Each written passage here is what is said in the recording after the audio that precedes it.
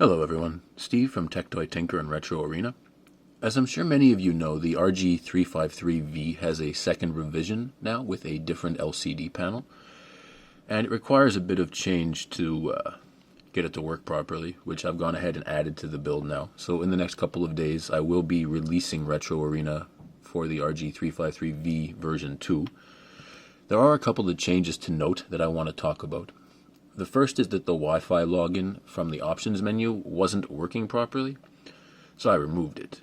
You open RetroArch, go to Wi-Fi, and then you log in this way. It does the exact same thing. You're not going to notice any huge difference other than the fact that you open RetroArch to connect to Wi-Fi instead of just a script in the menu. Other than that, everything there is the same. You still got to boot up the first time, put in your SD card that's NTFS, or I guess exFAT, and then switch to SD2 to copy your folder structure over. Got the CPU scripts as usual to change the frequency and governor. Got our updater, OTA, file manager, Bluetooth does work.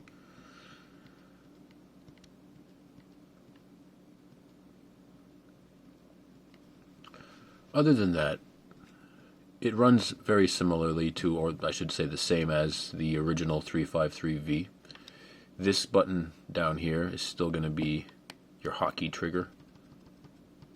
So if I want to change the screen brightness and I hold down the R3, I can do that.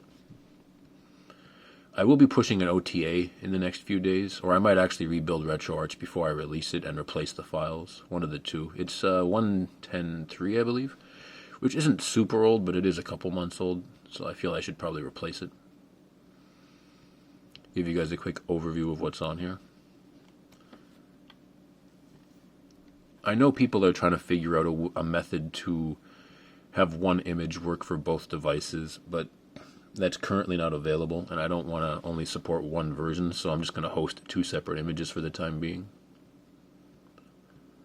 I have tested the OTA updater. It does work.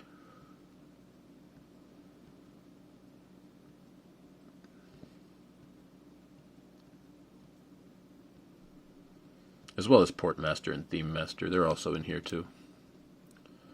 I believe in Tools. Oh, and Kodi is here as well. So not a whole lot new per se to report on this build. Just picking up support for the version 2 of the LCD. I do have a couple of changes that I'm going to make besides RetroArch, like going back in and trying to figure out exactly what's up with the Wi-Fi script.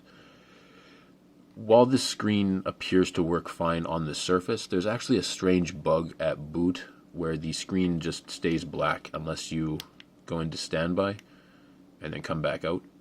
So temporarily I've worked around it by, as soon as the device is on and Linux is on, it automatically enters and exits standby mode on its own intentionally to make sure the screen stays on.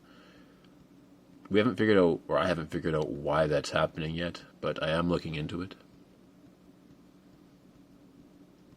And that's really about it for this video. It wasn't meant to be a very long video, just a quick update as to what's going on. I plan to release this hopefully in the next couple of days, barring any unforeseen circumstances. This isn't a gameplay video, this is just a real quick update as to what's going on. Anyways, thanks for watching. Hope you enjoyed the quick video. Take care.